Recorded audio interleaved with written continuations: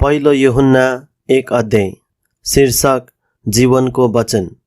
जीवनको त्यस वचनको विषयमा जो सुरुदेखि थियो, जो हामीले सुनेका छौँ, जो हाम्रै आँखाले हामीले देखेका छौँ, जो हामीले हेर्यौँ र हाम्रा हातले छोयौँ। त्यो जीवन प्रकट भयो र हामीले देख्यौँ र हामी गवाही दिन्छौँ र तिमीहरूलाई त्यस अनन्त जीवनको सन्देश सुनाउँछौँ जो पितासँग थियो र हामी कहाँ प्रकट भयो। हामीले जे देखेका र सुनेका छौँ सो हामी तिमीहरूलाई सुनाउँछौँ, ताकि हामीहरूसँग तिमीहरूको सङ्गति होस्। हाम्रो सङ्गति पिता र उहाँको पुत्र येशू ख्रिस्टसँग छ। हामी यी कुरा यस हेतुले लेखिरहेका छौँ कि हाम्रो आनन्द पूर्ण होस्। 5 पदको शीर्षक ज्योतिमा हिँड्नु। जुन सन्देश हामीले उहाँबाट सुन्यौँ र तिमीहरूलाई सुनाउँछौँ त्यो यही हो कि परमेश्वर ज्योति हुनुहुन्छ र उहाँमा कति पनि अँध्यारो छैन। यदि उहाँसँग हाम्रो सङ्गति छ भने हामी भन्छौँ र अन्धकारमा नै हिँड्छौँ भने त हामी झुट बोल्छौँ र सत्यमा चल्दैनौँ। तर उहाँ ज्योतिमा हुनु भए झैँ यदि हामी पनि ज्योतिमा हिँड्छौँ भने एक अर्कासित हाम्रो सङ्गति हुन्छ र उहाँको पुत्र येशूको रगतले हामीलाई सबै पापबाट शुद्ध पार्छ। यदि हामीमा पाप छैन भने हामी भन्छौँ भने त हामीले आफैलाई धोका दिन्छौँ र हामीमा सत्य हुँदैन। यदि हामीले आफ्ना पापहरू स्वीकार गर्यौँ भने उहाँले हाम्रा पाप क्षमा गर्नुहुन्छ र सबै अधर्मबाट हामीलाई शुद्ध पार्नुहुन्छ, किनकि उहाँ विश्वासयोग्य र धर्मी हुनुहुन्छ। यदि हामीले पाप गरेका छैनौँ भने हामी भन्छौँ भने हामी उहाँलाई झुटा तुल्याउँछौँ र उहाँको वचन हामीमा हुँदैन। 2 अध्याय। मेरा साना बालकहरू, तिमीहरू पाप नगर भनी म यी कुरा तिमीहरूलाई लेखिरहेछु। तर कुनै मानिसले पाप गरे भने पनि पितासँग हाम्रो पक्षमा बोलिदिनुहुने एकजना हुनुहुन्छ, अर्थात् धार्मिक येशू ख्रिस्ट। उहाँ हाम्रा पापका निम्ति प्रायश्चित हुनुहुन्छ र हाम्रा निम्ति मात्र होइन तर सारा संसारका पापका निम्ति पनि। यदि हामीले उहाँका आज्ञाहरू पालन गर्यौँ भने यसैबाट हामी थाहा पाउन सक्छौँ कि हामी उहाँलाई चिन्दछौँ। जसले म उहाँलाई चिन्छु भन्छ तर उहाँका आज्ञाहरू उल्लङ्घन गर्छ त्यो झुटो हो र त्यसमा सत्य छैन। तर जसले उहाँको वचन पालन गर्छ त्यसमा परमेश्वर प्रतिको प्रेम साँच्ची नै सिद्ध भएको हुन्छ। हामी उहाँमा छौँ भन्ने कुरामा यसैबाट निश्चित हुन्छौँ। उहाँमा रहन्छु भन्ने व्यक्ति आफै पनि उहाँको चाल अनुसार चल्नुपर्छ। प्रिय हो, म तिमीहरूलाई कुनै नयाँ आज्ञा होइन तर त्यही पुरानो आज्ञा लेखिरहेछु जो सुरुदेखि तिमीहरूसँग थियो। यो पुरानो आज्ञा तिमीहरूले सुनेकै वचन हो, तापनि एउटा नयाँ आज्ञा म तिमीहरूलाई लेख्दैछु जो उहाँमा र तिमीहरूमा साँचो छ, किनभने अन्धकार बितिरहेछ र साँचो ज्योति अघिदेखि नै चम्किरहेछ। जसले आफू ज्योतिमा छु भनी भन्छ तर आफ्नो भाइलाई घृणा गर्छ त्यो अझै पनि अन्धकारमा नै छ। जसले आफ्नो भाइलाई प्रेम गर्छ त्यो ज्योतिमा रहन्छ र त्यसमा ठक्करको कारण हुँदैन। तर जसले आफ्नो भाइलाई घृणा गर्छ त्यो अन्धकारमा हुन्छ र अँध्यारोमा हिँड्छ र त्यो कहाँ गइरहेछ सो थाहा पाउँदैन, किनभने अन्धकारले त्यसलाई अन्धो पारेको हुन्छ। मेरा साना बालकहरू, म तिमीहरूलाई लेखिरहेछु किनभने उहाँका नाउँको खातिर तिमीहरूका पाप क्षमा भएको छ। पिताहरू, म तिमीहरूलाई लेखिरहेछु किनभने सुरुदेखि नै हुनुहुनेलाई तिमीहरू चिन्दछौ। युवकहरू, म तिमीहरूलाई लेखिरहेछु किनभने तिमीहरूले त्यस दुष्टलाई जितेका छौ। मेरा ससाना केटाकेटीहरू, म तिमीहरूलाई लेखिरहेछु किनभने तिमीहरूले पितालाई चिनेका छौ। पिताहरू, म तिमीहरूलाई लेखिरहेछु किनभने सुरुदेखि नै हुनुहुनेलाई तिमीहरू चिन्दछौ। युवक हो, म तिमीहरूलाई लेखिरहेछु किनभने तिमीहरू बलिया छौ र परमेश्वरको वचन तिमीहरूमा रहन्छ र तिमीहरूले त्यस दुष्टलाई जितेका छौ। 15 पदको शीर्षक संसारलाई प्रेम नगर्नु। संसारलाई वा संसारमा भएका कुनै पनि थोकलाई प्रेम नगर। यदि कुनै मानिसले संसारलाई प्रेम गर्दछ भने पिताको प्रेम त्यसमा हुँदैन, किनकि संसारमा भएका सबै थोक अर्थात् शरीरको अभिलाषा, आँखाको अभिलाषा, जीवनको सेखी पिताबाट आएका होइनन् तर संसारबाट आएका हुन्। संसार बिति जान्छ र त्यसको अभिलाषा पनि बिति जान्छ, तर परमेश्वरको इच्छा पूरा गर्ने चाहिँ सधैँको निम्ति रहन्छ। 18 पदको शीर्षक ख्रिस्ट विरोधीहरूका बारे चेतावनी।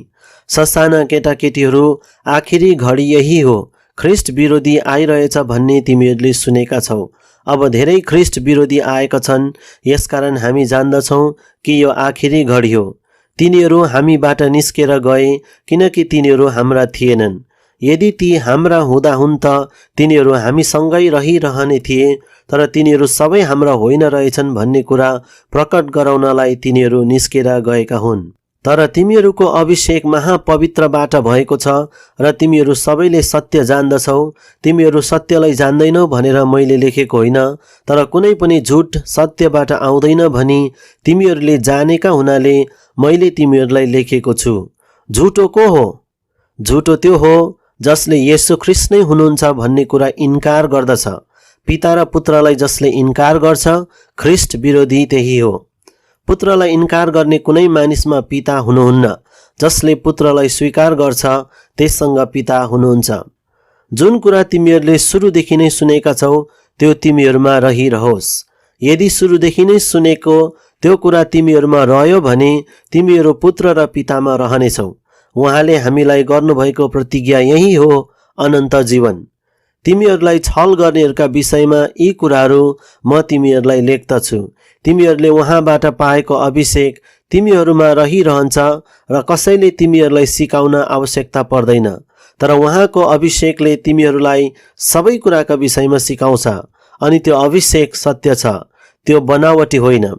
यस अभिषेकले तिमीहरूलाई सिकाए बमोजिम ख्रीष्टमा रहिरहो।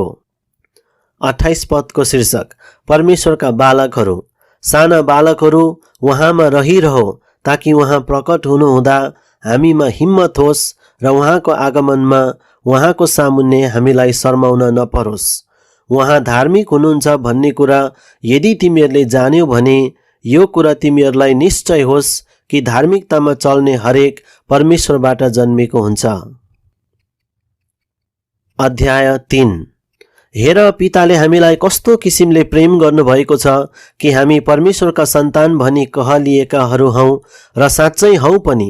यसै कारणले त संसारले हामीलाई चिन्दैन, किनभने त्यसले उहाँलाई चिनेन। प्रिय हो, अहिले हामी परमेश्वरका सन्तान हौं र हामी के हौंला सो अहिलेसम्म प्रकट भएको छैन। यति जान्दछौं कि जब उहाँ प्रकट हुनुहुन्छ तब हामी उहाँ जस्तै हुनेछौं, किनकि उहाँ जस्तो हुनुहुन्छ हामी उहाँलाई त्यस्तै देख्नेछौं।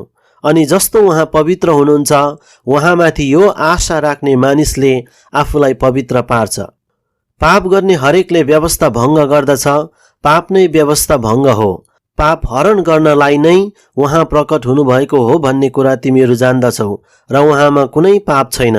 उहाँमा रहने कसैले पाप गरिरहँदैन। पाप गरिरहने कसैले उहाँलाई नदेखेको छ न त चिनेको नै छ। साना बालकहरू, कुनै मानिसले तिमीहरूलाई छल्न नपाओस्। जो धार्मिकतामा चल्छ ऊ धर्मी हो जस्तो उहाँ धर्मी हुनुहुन्छ। जसले पाप गर्छ त्यो दियाबलसको हो, किनकि दियाबलसले त सुरुदेखि नै पाप गर्दै आएको छ। दियाबलसका कामहरू नष्ट पार्नलाई नै परमेश्वरका पुत्र प्रकट हुनुभएको हो। परमेश्वरबाट जन्मेका कसैले पनि पाप गरिरहँदैन, किनकि उहाँको स्वभाव त्यसमा रहन्छ र त्यसले पाप गरिरहन सक्दैन, किनभने त्यो परमेश्वरबाट जन्मेको हो। परमेश्वरको सन्तान को हो र दियाबलसको सन्तान को हो यसैबाट प्रष्ट हुन्छ। जो धार्मिकतामा चल्दैन ऊ परमेश्वरको सन्तान होइन र त्यो व्यक्ति पनि होइन जसले आफ्नो दाजुभाइलाई प्रेम गर्दैन। 11 पदको शीर्षक पारस्परिक प्रेम। तिमीहरूले सुरुदेखि नै सुनेको सन्देश यही हो, हामीले एक अर्कालाई प्रेम गर्नुपर्छ। कैन जस्तो नहो जो दुष्ट थियो, उसले आफ्नो भाइको हत्या गर्यो। उसले आफ्नो भाइको हत्या किन गर्यो? किनकि उसका आफ्ना कामहरू दुष्ट थिए अनि उसको भाइका कामहरू चाहिँ धार्मिक थिए। भाइ हो, संसारले तिमीहरूलाई घृणा गर्दा अचम्म नमान। हामी जान्दछौँ कि हामी त मृत्युबाट पार भएर जीवनमा सरिसकेका छौँ, किनभने हामी आफ्ना दाजुभाइहरूलाई प्रेम गर्छौँ। जसले प्रेम गर्दैन त्यो मृत्युमा रहिरहन्छ। आफ्नो दाजुभाइलाई घृणा गर्ने हरेक हत्यारा हो र कुनै हत्यारासँग अनन्त जीवन रहँदैन भन्ने तिमीहरूलाई थाहै छ।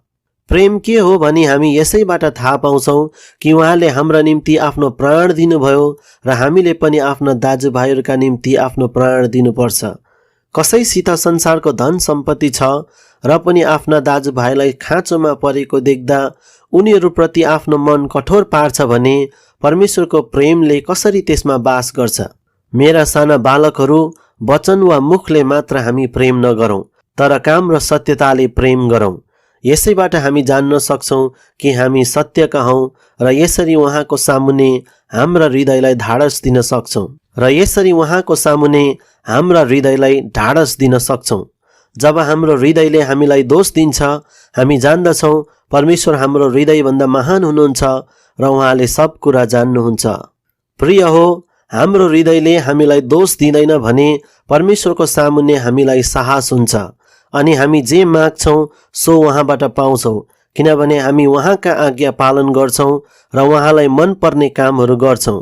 अनि उहाँको आज्ञा यही हो कि हामीले उहाँका पुत्र येशू ख्रीष्टको नाउँमा विश्वास गर्नुपर्छ र उहाँले हामीलाई आज्ञा दिनुभए बमोजिम हामीले एक अर्कोलाई प्रेम गर्नुपर्छ। उहाँका आज्ञा पालन गर्नेहरू सबै उहाँमा रहन्छन् र उहाँ तिनीहरूमा रहनुहुन्छ। उहाँले हामीलाई दिनुभएको पवित्र आत्माद्वारा हामी जान्दछौँ कि उहाँ हामीमा बास गर्नुहुन्छ। अध्याय 4 शीर्षक आत्माहरूको जाँच। प्रिय हो, जुनसुकै आत्मालाई विश्वास नगर, तर आत्माहरू परमेश्वरबाट आएका हुन् कि होइनन् भनेर तिनको जाँच गर, किनभने धेरै झुटा अगमवक्ताहरू यस संसारमा निस्किएका छन्। यसैबाट तिमीहरू परमेश्वरका आत्मालाई चिन्छौ कि हरेक आत्मा जसले येशू ख्रीष्ट शरीरमा आउनुभएको हो भनी स्वीकार गर्छ सो परमेश्वरबाट हो। येशूलाई स्वीकार नगर्ने हरेक आत्मा परमेश्वरबाट होइन, तर त्यो ख्रीष्ट विरोधीको आत्मा हो, जसको विषयमा त्यो आउँछ भन्ने तिमीहरूले सुनेका छौ। अब त्यो यस संसारमा आइसकेको छ। मेरा साना बालकहरू, तिमीहरू चाहिँ परमेश्वरका हौ र तिनीहरूमाथि विजयी भएका छौ, किनभने जो तिमीहरूमा हुनुहुन्छ उहाँ संसारमा हुने भन्दा महान हुनुहुन्छ। तिनीहरू संसारका हुन्, यसकारण तिनीहरू संसारकै कुरा गर्छन् र संसारले तिनीहरूका कुरा सुन्छ। हामी त परमेश्वरका हौँ। जसले परमेश्वरलाई चिन्छ उसले हाम्रो कुरा सुन्छ र जो परमेश्वरको होइन त्यसले हाम्रो कुरा सुन्दैन। यसैबाट हामी सत्यको आत्मा र भ्रमको आत्मालाई चिन्छौँ। 7 पदको शीर्षक परमेश्वरको प्रेम र हाम्रो प्रेम। प्रिय हो, हामी एउटाले अर्कोलाई प्रेम गरौँ, किनभने प्रेम परमेश्वरबाट आउँछ। जसले प्रेम गर्छ त्यो परमेश्वरबाट जन्मेको हो र परमेश्वरलाई चिन्छ। प्रेम नगर्नेले परमेश्वरलाई चिन्दैन, किनभने परमेश्वर प्रेम हुनुहुन्छ। परमेश्वरको प्रेम हाम्रा माझमा यसरी प्रकट भयो कि उहाँले आफ्ना एकमात्र पुत्र संसारमा पठाउनु भयो ताकि उहाँद्वारा हामी जिउन सकौँ। प्रेम यसैमा छ कि हामीले परमेश्वरलाई प्रेम गरेका होइनौँ, तर उहाँले हामीलाई प्रेम गर्नुभयो र हाम्रा पापको प्रायश्चित हुनको निम्ति आफ्ना पुत्र पठाउनु भयो। प्रिय हो, यदि परमेश्वरले हामीलाई यसरी प्रेम गर्नुभएको हो भने हामीले पनि एक अर्कोलाई प्रेम गर्नुपर्छ। परमेश्वरलाई कसैले कहिले देखेको छैन। यदि हामीले एक अर्कालाई प्रेम गर्यौँ भने परमेश्वर हामीमा रहनुहुन्छ र उहाँको प्रेम हामीमा सिद्ध भएको हुन्छ। उहाँले हामीलाई आफ्ना आत्माबाट दिनुभएको हुनाले हामी यो जान्दछौँ कि हामी उहाँमा रहन्छौँ र उहाँ हामीमा रहनुहुन्छ। हामीले देखेका छौँ र गवाही दिन्छौँ कि पिताले आफ्ना पुत्रलाई संसारका मुक्तिदाताको रूपमा पठाउनु भएको छ। जसले येशूलाई परमेश्वरका पुत्र हुनुहुन्छ भनी स्वीकार गर्छ उसमा परमेश्वर बास गर्नुहुन्छ र ऊ चाहिँ परमेश्वरमा। यसरी हामी प्रति भएको परमेश्वरको प्रेम हामी जान्दछौँ र विश्वास गर्छौँ। परमेश्वर प्रेम हुनुहुन्छ र जो प्रेममा रहन्छ त्यो परमेश्वरमा रहन्छ र परमेश्वर उसमा रहनुहुन्छ। न्यायको दिनको निम्ति हामी पूर्ण भरोसा साथ बस्न सकौँ भनेर प्रेम यसैमा हामीमा सिद्ध भएको हुन्छ, किनकि उहाँ जस्तो हुनुहुन्छ हामी पनि यस संसारमा त्यस्तै छौँ। प्रेममा डर हुँदैन, तर सिद्ध प्रेमले डरलाई हटाउँछ, किनकि डरको सम्बन्ध त दण्डसँग हुन्छ अनि जो डराउँछ प्रेममा त्यो सिद्ध भएको हुँदैन। हामी प्रेम गर्दछौँ किनभने पहिले उहाँले हामीलाई प्रेम गर्नुभयो। यदि कसैले म परमेश्वरलाई प्रेम गर्छु भन्छ तर आफ्नो भाइलाई घृणा गर्छ भने त्यो झुटो हो, किनकि आफूले देखेको आफ्नो भाइलाई नै प्रेम नगर्नेले नदेखेका परमेश्वरलाई प्रेम गर्न सक्दैन। हामीले उहाँबाट यो आज्ञा पाएका छौँ कि जसले परमेश्वरलाई प्रेम गर्छ त्यसले आफ्नो भाइलाई पनि प्रेम गर्नुपर्छ। अध्याय 5 शीर्षक परमेश्वरका पुत्रमाथि विश्वास। येशू नै ख्रीष्ट हुनुहुन्छ भनी विश्वास गर्ने हरेक परमेश्वरको बालक हो। जसले बाबुलाई प्रेम गर्छ उसले तिनको छोरालाई पनि प्रेम गर्छ।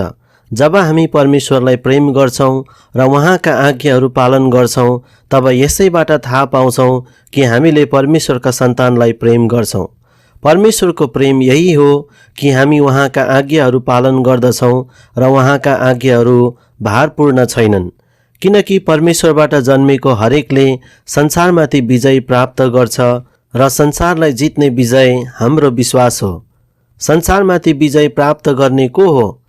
त्यही हो जसले येशू ख्रीष्ट परमेश्वरका पुत्र हुनुहुन्छ भनी विश्वास गर्छ।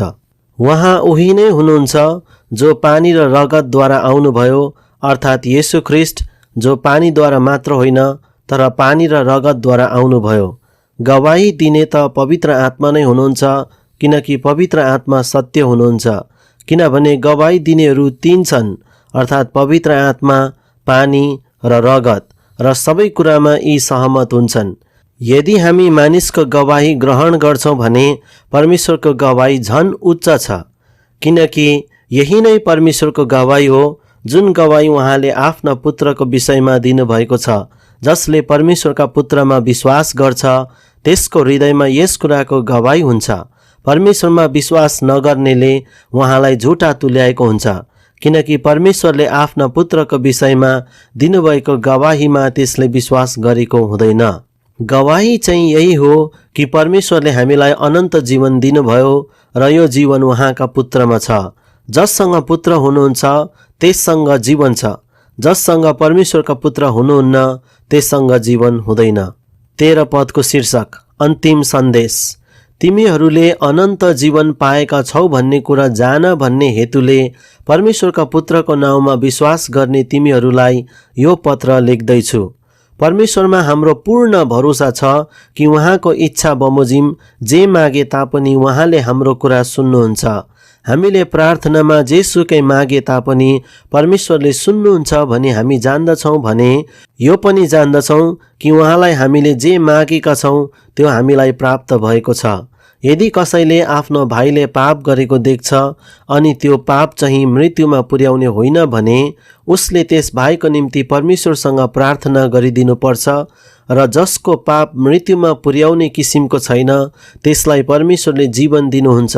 तर यस्तो पाप पनि हुन्छ जो मृत्युमा पुर्याउने हुन्छ, जसको निम्ति कसैले बिन्ती गरिदिनुपर्छ भनी म भन्दिनँ। सबै अधर्म पाप हो, तर यस्तो पाप पनि हुन्छ जो मृत्युजनक हुँदैन। परमेश्वरबाट उत्पन्न भएको कसैले पनि पाप गरिरहँदैन, तर परमेश्वरका पुत्रले त्यसलाई सुरक्षित राख्नुहुन्छ र दुष्टले त्यसलाई छुँदैन। हामी जान्दछौँ हामी परमेश्वरका हौँ र सारा संसार त्यस दुष्टको अधीनमा परेको छ। हामी जान्दछौँ कि परमेश्वरका पुत्र आउनु भएको छ जो सत्य हुनुहुन्छ। उहाँलाई चिन्न सकौँ भनेर उहाँले हामीलाई समझ दिनुभएको छ। जो सत्य हुनुहुन्छ हामी उहाँमा छौँ, अर्थात् उहाँका पुत्र येशू ख्रीष्टमा। उहाँ नै साँचो परमेश्वर र अनन्त जीवन हुनुहुन्छ। साना बालकहरू आफू आफूलाई मूर्तिहरूबाट जोगाएर राख। आमेन।